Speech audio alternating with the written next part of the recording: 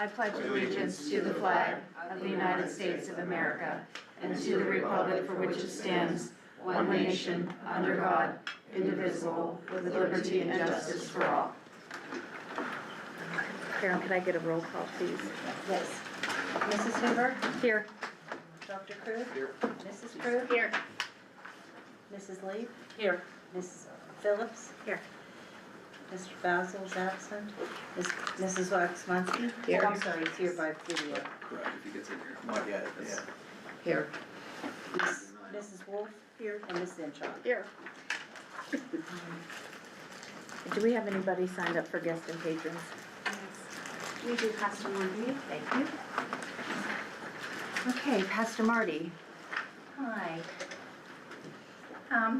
My name is Pastor Marty, for those of you who don't know me, and I'm on the library board in Northern Cambria Public Library, and every year I come before the board and ask you to participate in the community and help the children as they're able to use the public library and put us on your budget.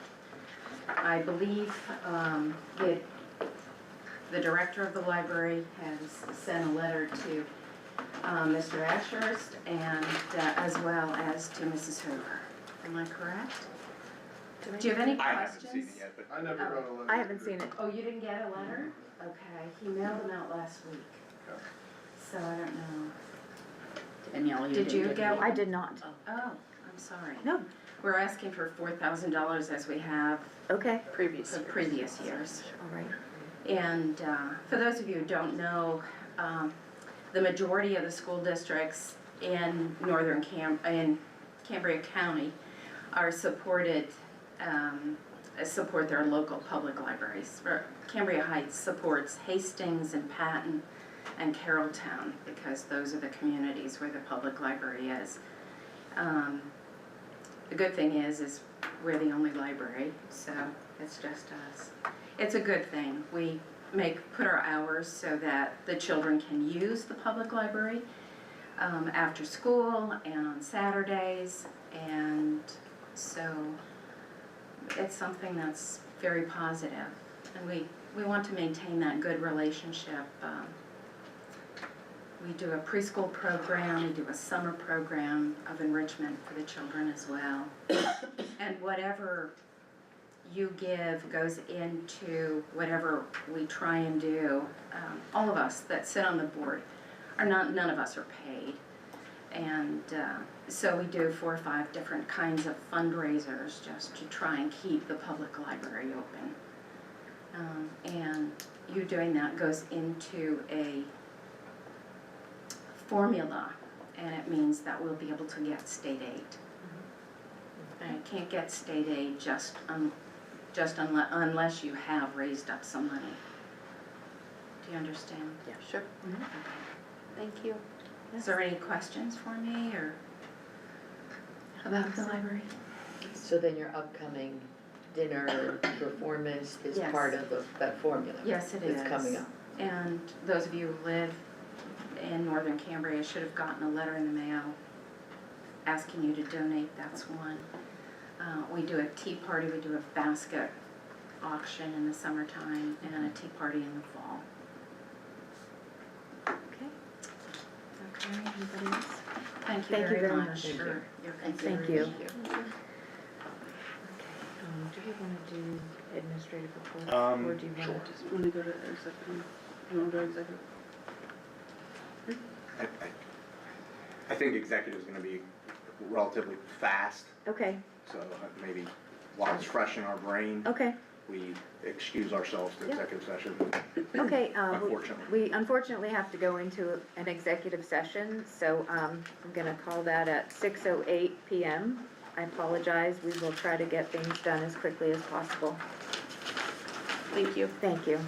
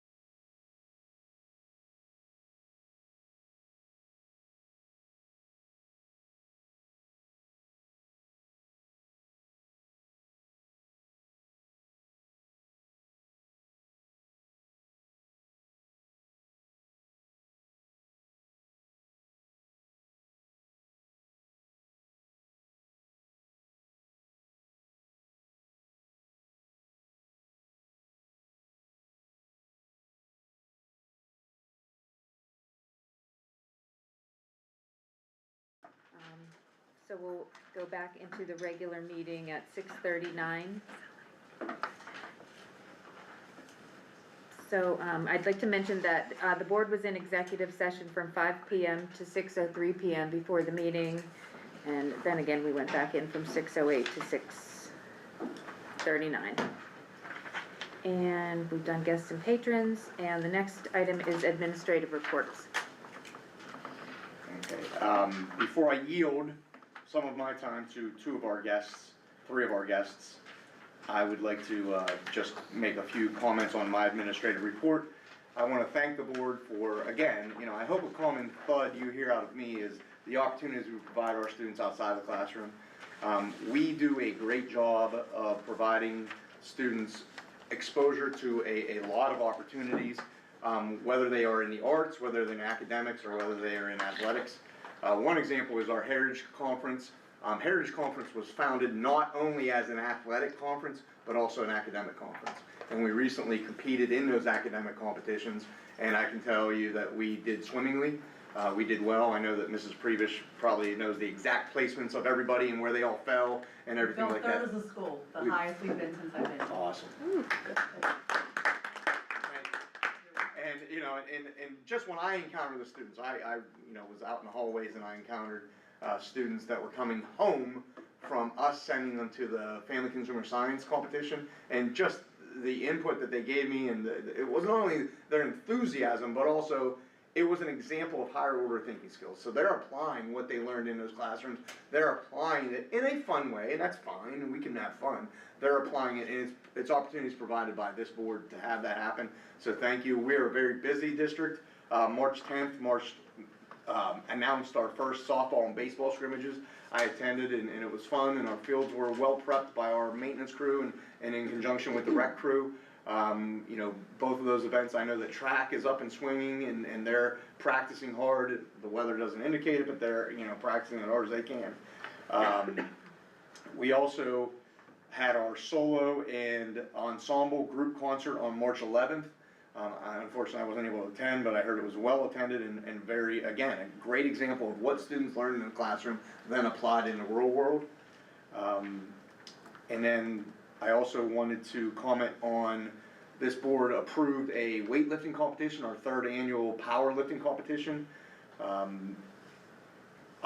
was fun. I was able to make it up there, and I've been to powerlifting competitions in weight rooms, and I've been doing them in gyms. And ours was unique because we did hold it in our auditorium. And I had a moment where I held my breath thinking, what is gonna happen in our auditorium with a weightlifting, powerlifting competition? And I can tell you, when I walked in, the feedback of people from other schools grabbing me saying, this is really neat, it's really cool from a spectator standpoint and from a competitor standpoint, was really neat. Let's see here, it was a huge success, and I'm gonna read some notes from Mr. Schutte, who bears a lot of the weight for making this a success. He put a lot of his own time into this. Granted, it's part of his role in weight room, but also a lot of his time was put into this, and I thank Mr. Schutte for that. There was 107 lifters from 11 different schools, so those 107 lifters brought grandmas and aunts and uncles and cousins and their siblings to this event, and it was well attended. We earned first place as a team, which was something that hasn't happened in our school since the early 90s. Avery Schutte was first place female, Camden Peronish first place 114 pounds, Tyler Friedman first place 123 pounds, Zach Bradley first place 132 pounds, Levi Czar first place 165 pounds, Adam Kirsch second place 148 pounds, Ben Schutte third place 165 pounds, and Tyler Friedman was named outstanding lightweight lifter, and this blows my mind. 123 pounds, sorry, I gave him 3 extra pounds. He weighs 123 pounds or under. He deadlifts, which is insane, 505 pounds. So that's a national record, and I know college athletes that 660 is like their big number. To deadlift 660 is like a big social meme, and it's a big 660. So he's touching this big social meme as a high schooler in that weight class is commendable. I know Mrs. Prevish, Dr. Tibbet, and the board provided permissions to host the event. Mr. Schutte and myself thanks them. Mr. Pajak and Mr. Barr helped with the setup. Mr. Chunko was the event MC. Officer Ryan was there for security. The platform spotters and judges, and we also were escorting kids back to the weight room as their staging area. That was Paul Taranto, John Bonatesta, TJ Mullen, Justin Sedlock, and Derek Bear. Concessions, Marcy Bradley, Krista Schutte, and Michelle Lansendorfer. And again, I want to thank our custodians, maintenance, the secretaries of both buildings. They added whenever schools were sending in their forms to compete, the secretaries were then sorting that for Mr. Schutte. And the event was great. It was just fun to see this building celebrated and fun to see that, real world experience given to your students through your support. So thank you again, board. And then lastly, out in the building today, I saw many leprechaun traps. I didn't see any leprechauns. So there were many leprechaun traps, and again, it's that application, whether it's a secondary student, a middle school student, or the little elementary guys that were applying, whether it's higher order thinking skills, analyze, synthesize, and then you decide what you're gonna do and they act. And happy St. Patrick's Day from a guy who has a daughter named Ireland, so happy St. Patrick's Day, everyone. Thank you. Now, I yield the rest of my time to first Mrs. Lisa Prebish and Miss Melissa Mastrini, who are going to give some guidance department and post-secondary opportunity information to the community and to our board on some of the great things going on in the guidance world here at Northern Cambria School District. Thank you, Lisa and Melissa. Where's the best place to stand? Good question. In the In the middle, In- in a horseshoe? Yeah, there you go. The owl kind of finds you, but it's kind of tough. And I can help. I can be a line leader and pass anything else you want. Wow, I did my homework. that's a lot of paper. Thank you. He's here also. Oh, yeah, he got it, never mind. Thank you. Oh, hi. I have one for Mr. Basil when he comes back. You are And absolutely then fine. this needs to be added to Just yours. Perfect. Thank you. I haven't seen what else. So I think I've met and know most of you, but just in case, I'm Melissa Mastrini, high school counselor for grades 9 to 12. I want to start off by first saying thank you guys for giving me the opportunity to speak to you and inviting me in, but also thank you for giving me the opportunity. I was in the science classroom for 16 years prior to this role, and because you guys were gracious enough to pay for my education through St. Vincent, sorry. I am finishing in May, a year early. I was given 3 years, I'm finishing a year early. I was able to transfer 3 classes in from a previous master's program. And then I talked to my advisor and I was able to get life experience credits for my job here, which saved the district a decent amount of money. So thank you guys, and I will be graduating in May, fully credentialed and ready to go. That also being said, I kind of picked up where my predecessor had left off. And it's still a fluid thing. I'm still finding things I want to tweak and change. So it's not a perfect model, but it's working for us, and I think we're moving in a good direction. So I was asked to come in and talk more or less about the career planning side of things, which is only one small aspect of what the school counselors do. And I can't do this by myself, so even though I was asked to focus on the high school side of things, I need to give a shout out because it is a team effort. So for grades K to 5, we have Brendan Eckel. Courtney Zarnick does grades 6 through 8.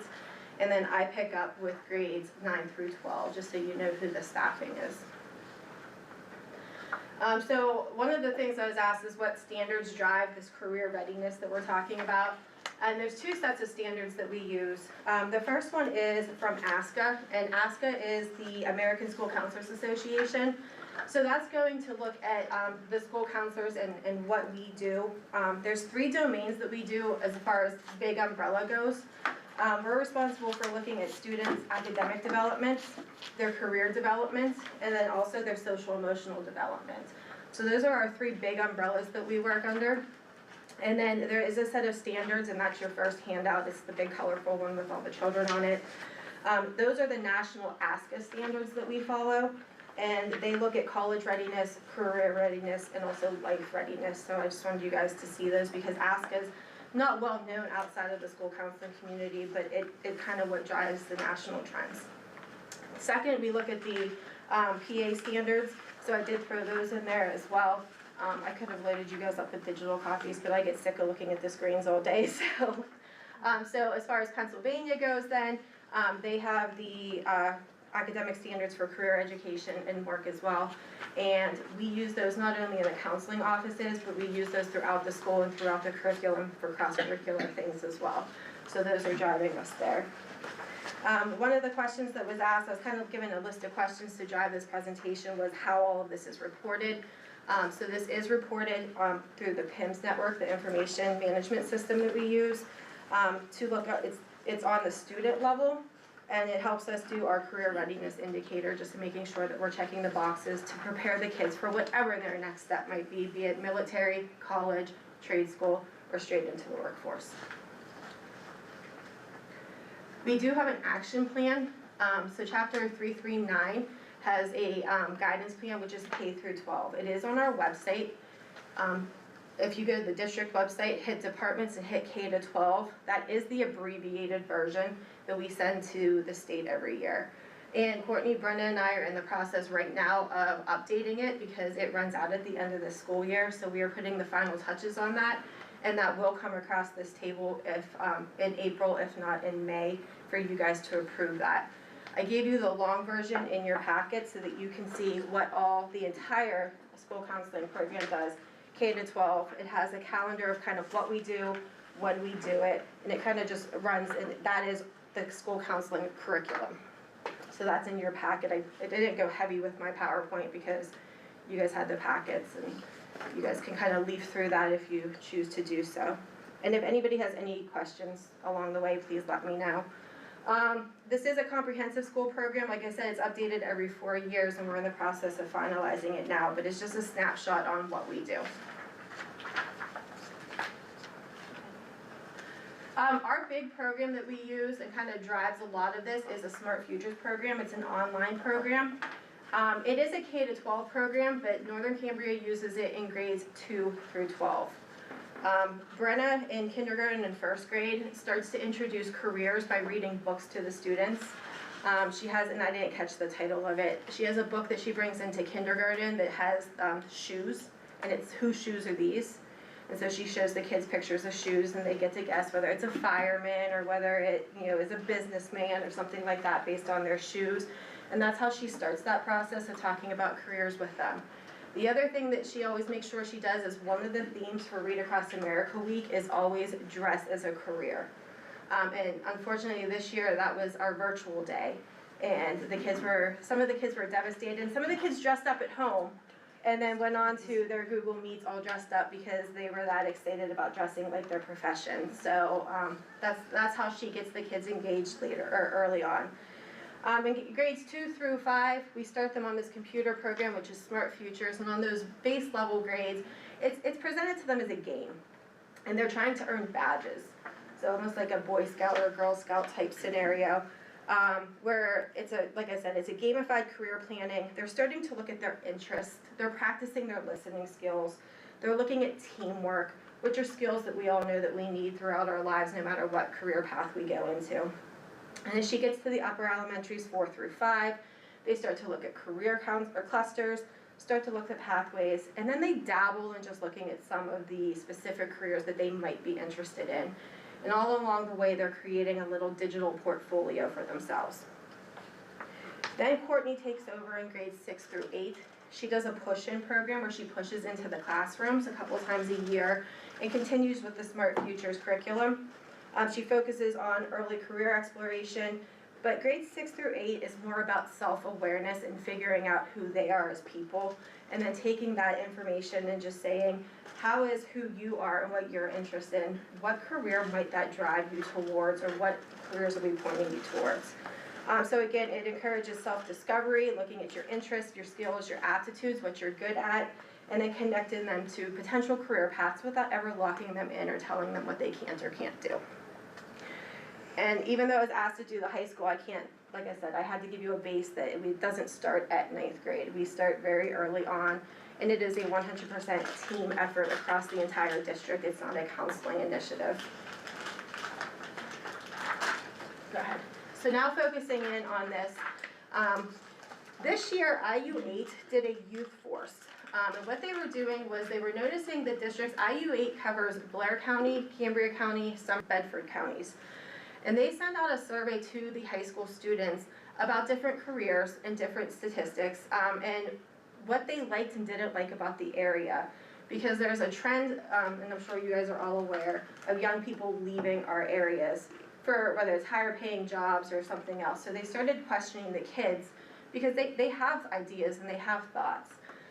So each school sent 2 students. We sent 2 juniors this year. We went in October, and we're about to go again at the end of March. And one of the things that we looked at were some of the survey results, and this one stuck out, and Dr. Bradley kind of pointed this one out to us as well.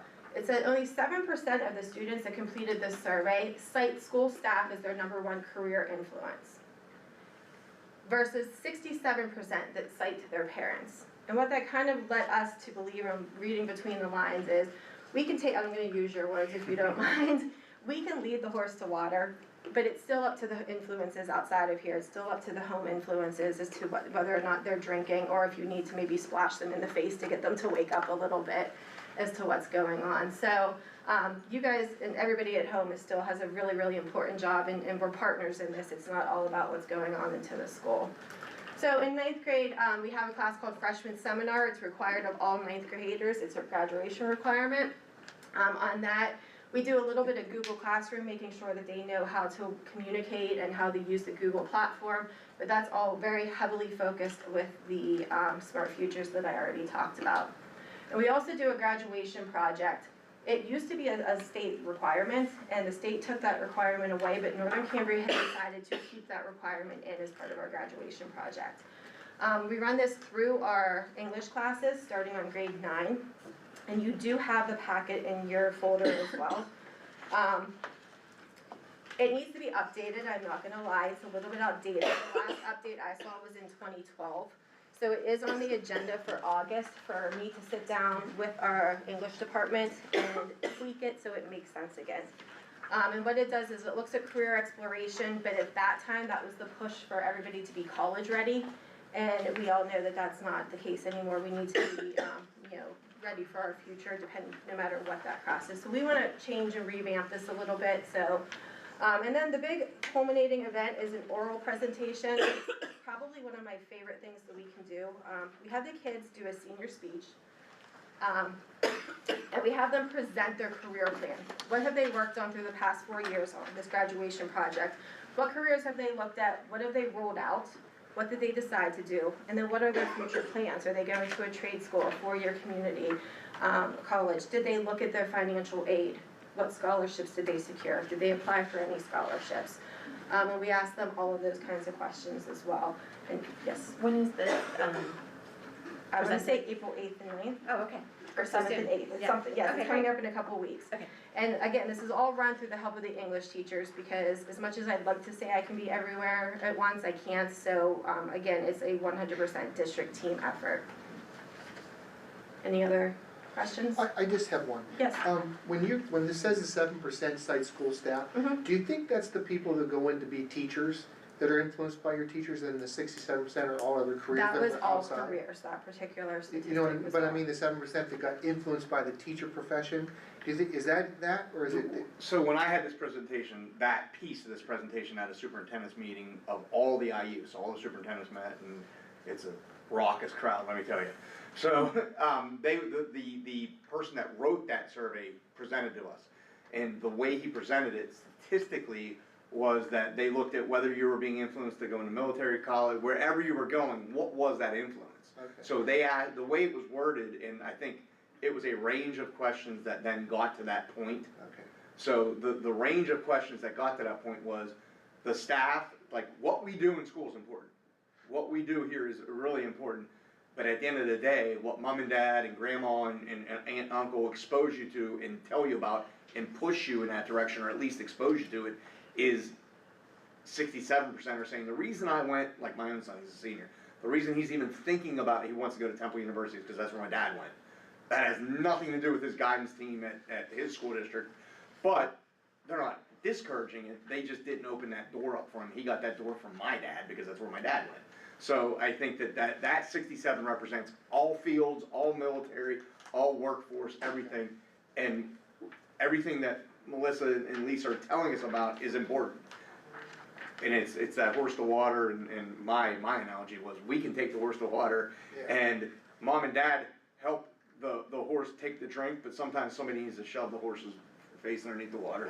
She was a little bit more politically correct in my example. A little bit more politically correct, so thank you. No, great question. Anything else? Okay, so some of the additional opportunities that we give, like Dr. Bradley said earlier, you guys are wonderful about allowing us to take these kids out on a plethora of other opportunities. And whether or not they realize it, they are finding out different jobs through these activities. And Mrs. Prevish has 2 handouts to give you, and she kind of set that up for me. So what I had done, and I put this in your packet too, I created a very simple, because if anything takes longer than 3 minutes, the kids won't do it.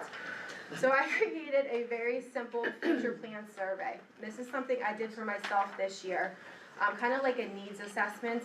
And I sent this to the seniors at the beginning of the year, and I told them that if they needed to fill this out, it was a requirement that they fill it out.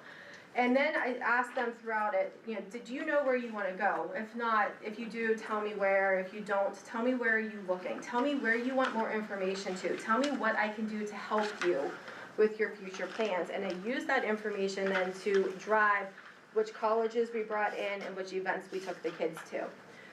I was learning from feedback through the kids, and this is that learning curve I talked about, that doing that senior year in the fall is probably a little bit too late. So we're going to start it with juniors this spring, and if I need to, we'll start it with juniors in the fall as well next year to kind of drive, and again, that's just helping me and driving me and giving me an idea where they want to go to. How this stuff is communicated to the kids, we have morning announcements every day that the kids listen to. We have the school news that the kids listen to and they watch it.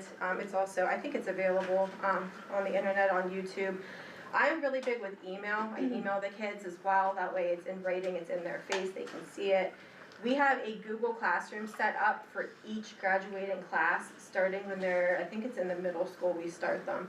And we utilize that to communicate with the kids. And that's also where we hold some of the documentation, so I can go back in and see who did what and who still needs to do things. We do get a little picky and pick and choose what we put on social media as far as opportunities go. If it's something for the greater good, or if it's, we definitely get that out on social media as well. Do you want to talk about your stuff? So if you look at the staple paper, these are all the opportunities that we brought in just this school year, and there are still additional ones that are happening. So we try to expose them to all different kinds of things. So some students are college bound, so we look at those kind of things. Some are trade bound, or more things where they be looking at things through vocational schools and things like that. But then we also offer many trips that thankfully our board approves a lot of those things, that we give them just different opportunities to see various things and bring in different people. So we've had the Pittsburgh Institute of Aeronautics come in, a tech school, Martin Baker was supportive of our challenge program. Our freshmen do a lot of things through Admiral Perry Votech till we try to figure out which direction they're going to go in. And then once they attend there, sophomores, juniors, and seniors, they also have lots of opportunities when they're there. But then if you also look like on this sheet here, it talks about all of the different other opportunities that go on. So we try to take advantage of things that are in the area and in the community and send our kids out, because that exposure, you don't know who you're catching where. And military visits, we have those opportunities as well during the school day. So this was just a nice infographic of all the different things that are happening, kind of short and sweet and brief. This isn't everything, but it just kind of shows you all of the different areas that we do try to cover, just so we can present those things, because a lot of students aren't sure of where they're going, and we just try to give them those opportunities and show them what is out there that they could possibly pursue. Some of the off-the-wall things that we do is every year we take a trip to Allegheny General Hospital for an open heart surgery observation. The kids are, when they go through that presentation, we are sitting in an observation deck that's above the operating room.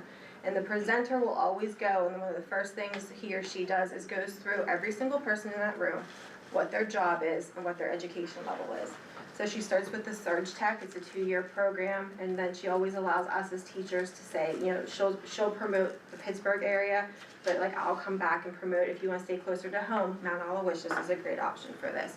And so the kids get that the whole way up through to the pulmonologist, to the anesthesiologist, to the surgeon, and, you know, the kids always wanna know how much money they make, but that's one thing that we don't discuss in there, but we always talk about their education level and how many years it takes. And then the surgeon's usually really great about coming up after the surgery or when he's to a point that one of his assistants or residents can close or finish the surgery, he'll come up and talk to the kids. So it's off the wall, they're not realizing they're getting a job, but some of these kids are like, you know, I wanna go into the medical field, I don't wanna go for 8 to 10 years, but okay, well, let's look at a Surge Tech, or let's look at an RN, and let's look at some of these other options. The kids just went to Academic Adventures to Disney, and they got the behind the scenes stuff, because I think when everybody thinks Disney World, they think of all of the characters and the rides, but nobody thinks about the graphic designs and the physics that goes behind it and the engineering that goes behind it. So they were able to see that type of stuff to get a different feel for what was going on. So One of the again, programs we just went to, they talked about, it was technology and engineering, and they were talking about how they problem solved one of the rides that was, they couldn't figure out how to make it work. And they actually used QR codes to make the movement of the ride, and our students got to see that and see that that was the fix that these engineers came up with, and that was something that they learned about. Last year it was doing the magnetic forces that they were using in the Tower of Terror and all of those kinds of things. The one that I led was talking about English language arts, and it talked about characters, plots, and setting, and you think about that in a book that you're reading, when you go to Disney, it's real life, it's live. So we were in Animal Kingdom, and they're looking at all the Avatar things and how it looks like this, and they thought there were bugs that were there, because they hear all these bug noises. Well, there were speakers that were bringing that in to create that setting. Then they look at all the people, the cast members that work there, and they look at their costumes and their clothing, because they make them all authentic. When you go to the areas of Africa, they look like what Africa would look like if you traveled there. So it really immerses them into what you're learning about in school and in a book. It's a phenomenal program, but all of the different jobs that come out of there are so many, between engineering, technology, there's also arts, there's also just different kinds of things that you wouldn't even think of. And even like the lady that led us, she actually went to Disney as a student on a chorus program, and now she works there in the Imagination program as an educator, teaching groups of students when they come through. But that was how she got her footing there. But it's just, there's just lots of experiences there that they can see lots of different things that you can do. This year, Hope Fire Company came in, they asked if they could come in, and they did and they were wonderful about, it was a very, it didn't matter what volunteer fire company, but trying to get the kids actively involved in the fire company as well.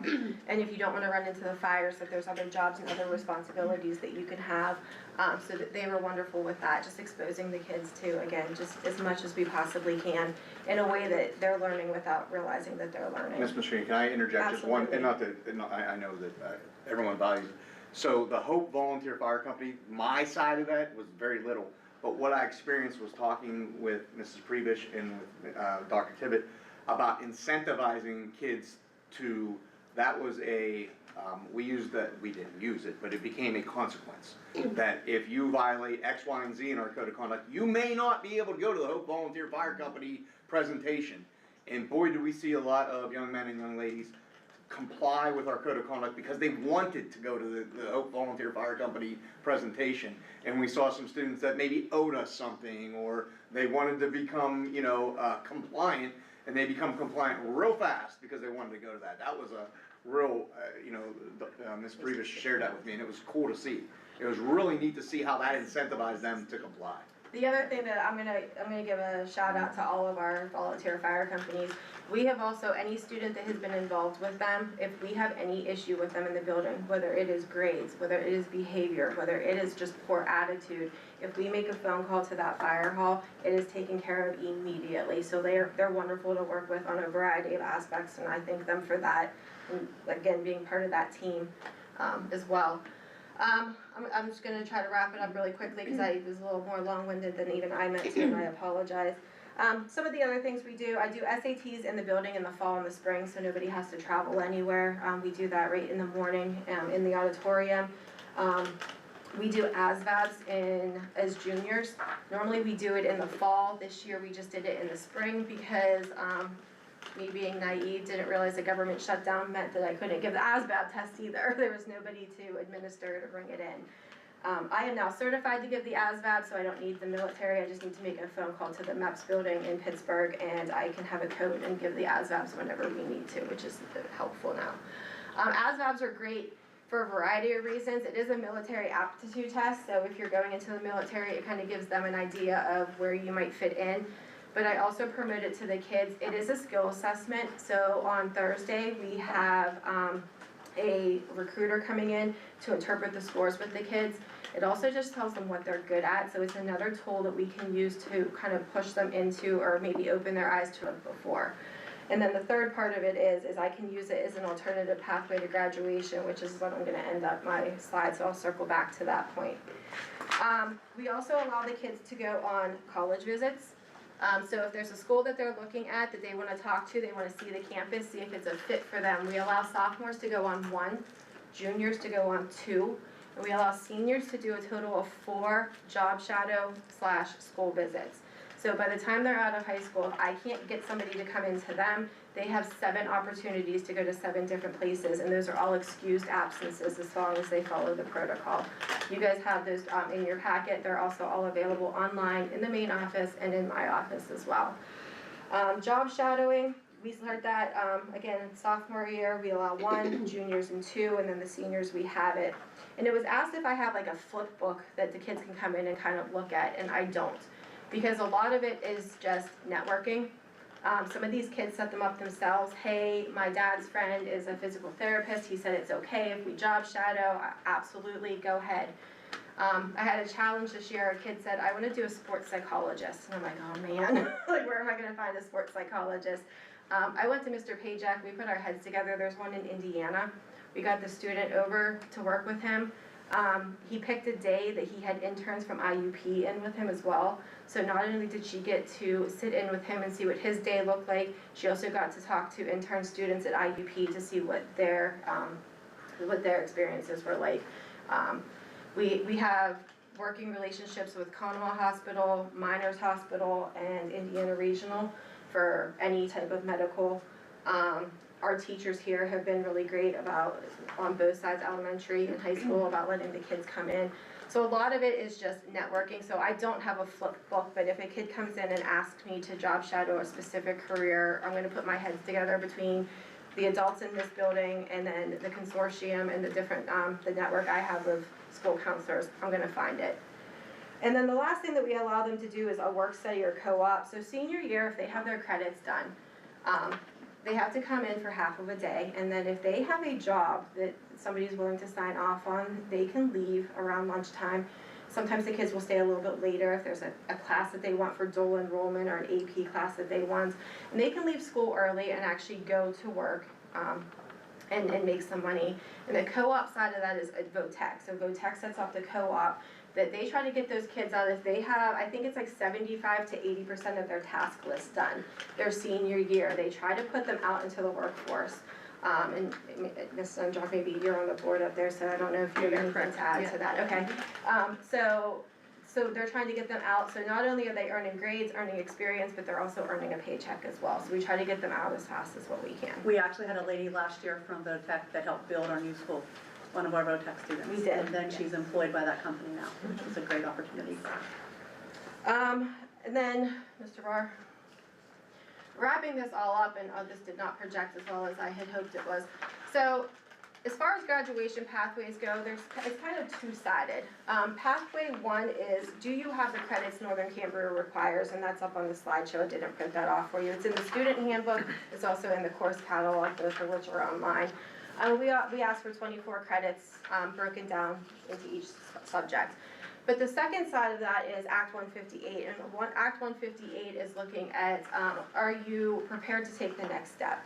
And this is where the dreaded keystones come in all the time. But Pennsylvania's been wonderful about saying, you know, the keystones are one way that we can prove that these kids are ready to take the next step, but there's other ways that they can do that as well. And so the career component comes into play on steps 3, 4, and 5. I made myself a cheat sheet and then I lost Step 3 looks at a career and technology certification, so these would be our kids that maybe go to VOTech.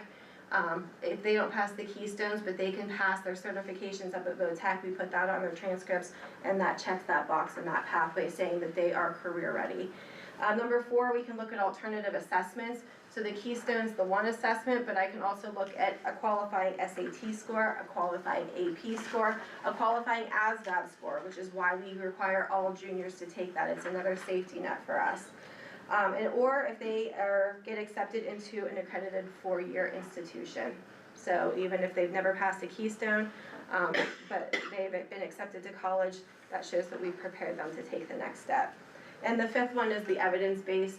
This gets a little bit messy for me, but even if you have a letter from an employee saying that you are guaranteed full-time employment when you graduate, that again shows that you've been prepared, whether or not you can pass a test, you've been prepared to step into the working force and to meet the requirements of graduation. So when we explain this to students, it's like a seesaw. So this side of the courses, they have to have all those for Northern Cambria. Then they also have to have one of those pathways through Act 158. So we have to make sure we're checking one of those boxes somehow. So that's what that is. And then the last question that was tossed out in the list that I had given was, do I ever meet with students, like every single student one-on-one? And I do not have a checklist where I go down through and I meet with every single student. But I will tell you that I have never turned a kid away that wants to come and talk to me, whether it is about college or anything. We've looked at scholarships, we've looked at everything, but that does not mean that your students are not being spoken to about their careers or being helped. It might be the English teacher that they relate to that's helping them. Mrs. Norman is wonderful connecting them to different colleges and opening their eyes to different opportunities that they might not have spoken about. So again, I'm just going to drive the force and wrap it up with it's a district initiative, it's a state initiative, but it is a 100% team approach in this district, starting from kindergarten up through their senior year as to what we're able to expose these kids to. Any questions? I just wanted to comment, I have a senior this year, and he was in Mrs. Norman's college writing course, the class, and I was just so impressed with, he would come home and just the level of support and mentorship that he got in applying to colleges, help with his college essay, just, it was really great. Yeah. We do, we have a college research and writing that is offered once in the fall, once in the spring, and that's what she does. Goes through the Common App and or individual applications. She will help these kids write the best essays I've ever seen. She's helping them with their scholarship essays. And that's not, Mrs. Norman has that class built into her schedule, but there's other teachers as well that does that. Mrs. Klein's extremely helpful as far as that goes, and helping the kids with the TSA program, which is something we didn't put in there, but we probably should have put in there as well. But I don't know that any of our teachers have ever said no when the kids have asked for help, so definitely it takes a village. Yeah, the faculty is very involved, and a lot of the kids connect to different teachers, and they are very willing to go and speak to them, and we all help each other. If we don't know who can help you, then we talk to somebody else. Hey, do you know someone who could do this, just to try to find those people for our students. Any other questions? Okay, thank you guys for your time. Thank you. Can you make sure Mr. Basil gets a copy of that? right here. Yep. I know this was on his list of things. Tell her he's gonna get a quiz. Yeah. Thank you both. Another part of my administrative report, I'd like to yield my time to Mrs. Mindy Stuck.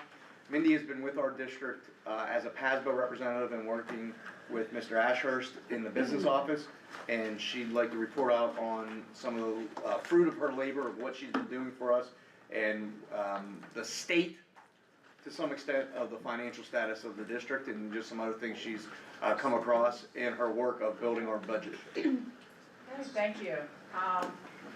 So in preparation of starting the 26-27 budget, we were taking a hard look at the current year's budget, 25-26, and seeing where our expenditures and revenues were stacking up, especially in comparison to previous years and to what was budgeted.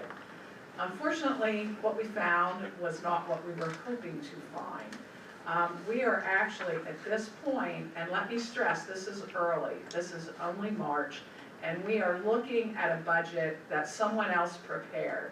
So Brandon and I sometimes feel like it's, I shouldn't say CSI, it's not really a crime scene, but we're just investigating constantly at different numbers and how, they got to where they were, and since we're both new, we're really, you know, we're looking at everything.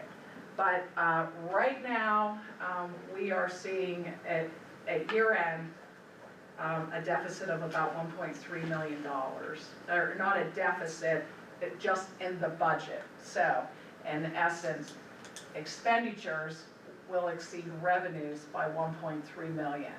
Now, we have $2 million in fund balance, so we will not be taken over by the state or any such thing as that. And we will be working immediately from now, because we know if the spending continues as it has. Now, we're doing our best to stay within budgeted expenditures, but we are looking at all areas to make cuts. We are also working to look at any revenue sources that we may not have reported. We're looking into the PCCD grant, we're looking into the state subsidy reimbursements to make sure that we haven't missed anything. And again, this, in our opinion right now, is worst case scenario. So the knowledge is power, as they say. So by knowing this, we can now work to help try to remedy this situation.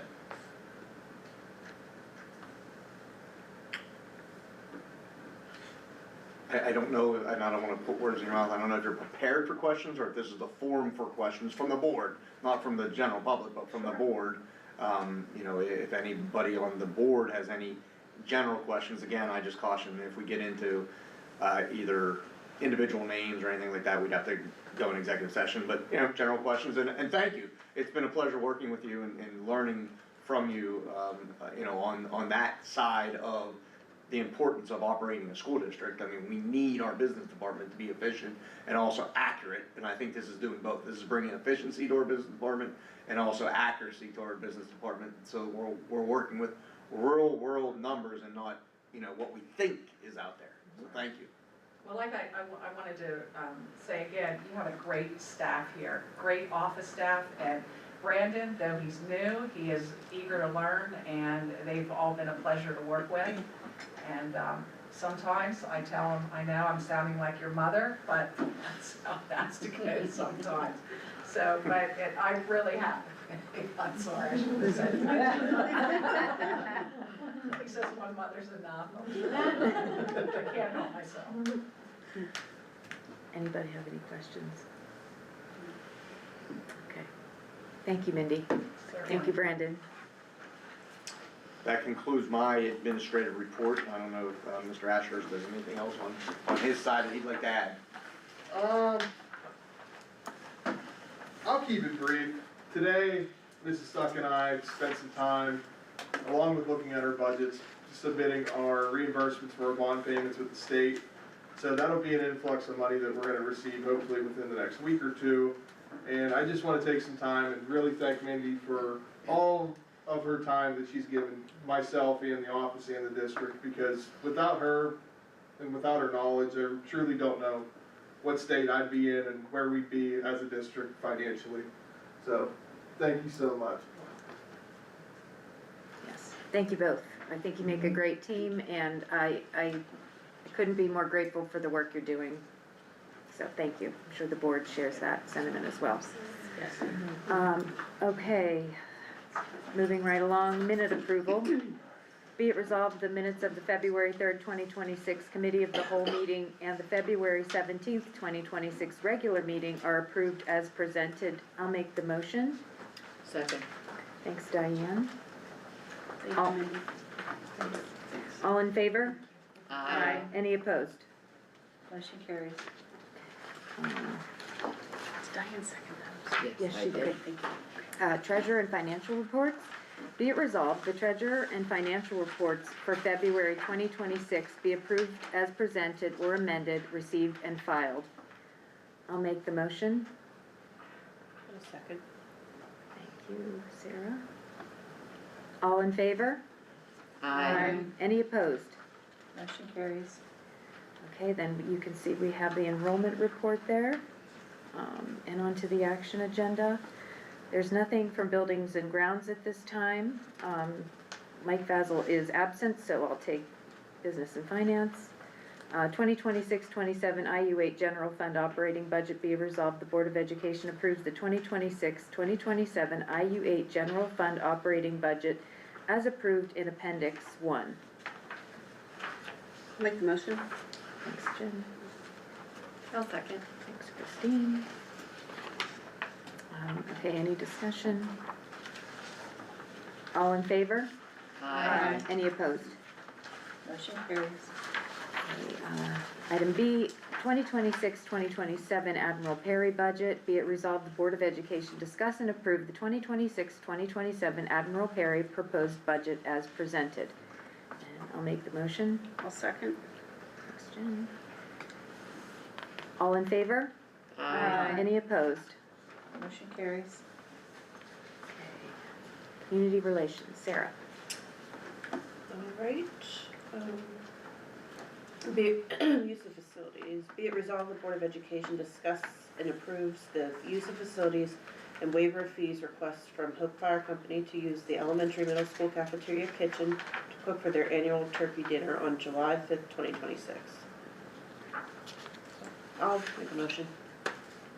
Second. Any discussion? This is just the same dinner we allow them to prepare It's when they have every our summer. show. Yeah. But what are the fees like? Just out of question. Our use of facilities fees? Let me see if I can find it. Give me 1 second, unless my colleague, Mrs. Sedlock, knows offhand. Not for the kitchen. Give me 1 second here. And I'll add one more thing. We do have, I know Kathy Petrisco will be there because she is very active in the fire company. And so she knows her way around the kitchen, so it's in good hands. And for the very little that we can do for the fire company, for all they do for us, I'm happy to do this for them. Yeah. I will have to report back to the board. It's not listed on the document I have. I will report back. I just on what wondered those if fees there are. was Yeah. an exorbitant I'm amount sorry, or I a don't small know. amount. I don't. Okay, I will anything? report back. All right, all in favor? Aye. Any opposed? Motion carries. Curriculum and instruction? Nothing at this. Nothing at this time. Thank you. Legislation and policy development, Sarah. All right, so Senate Bill 1014, be it resolved, the Board of Education will follow Senate Bill 1014, the bell-to-bell phone-free policy in the Northern Cambria School District beginning the 2026-2027 school year. I'll make the motion. I'll second. Okay, any discussion? Okay, all in favor? Aye. Any opposed? Motion carries. All right. House Bill 17, be it resolved, the Board of Education will implement new House Bill 17 mandating the inclusion of print, joint italics, and cursive handwriting to the subjects to be taught in the Commonwealth of Pennsylvania. Which we already do. I think we do. I'll make a motion. I'll second. Okay, Jen, Okay, sorry. thanks. Any discussion? We already do that, so yay for us. All in favor? Aye. Any opposed? Motion carries.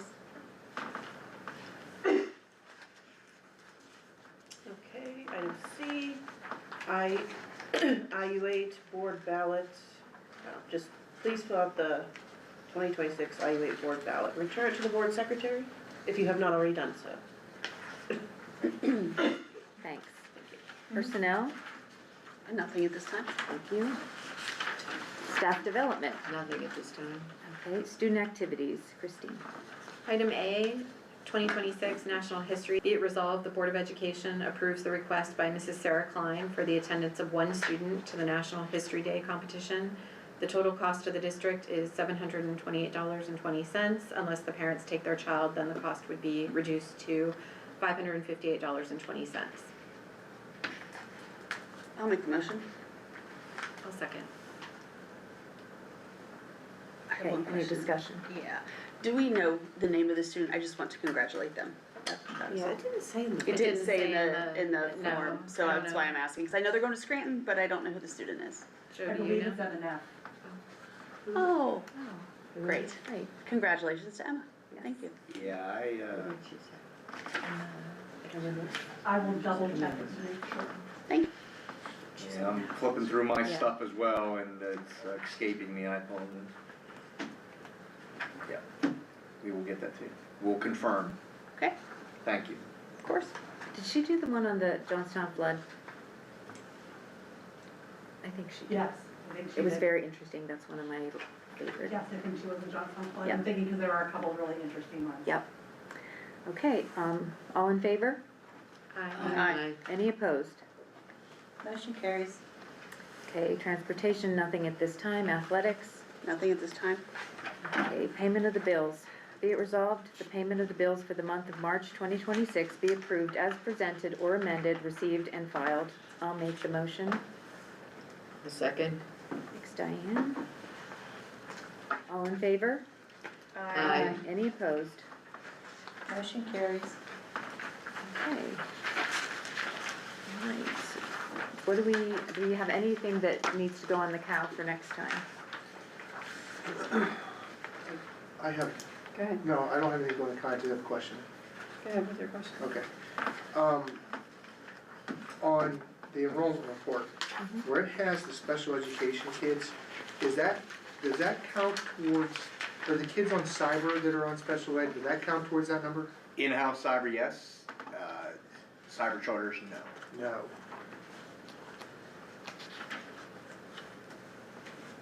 And how, Thank you.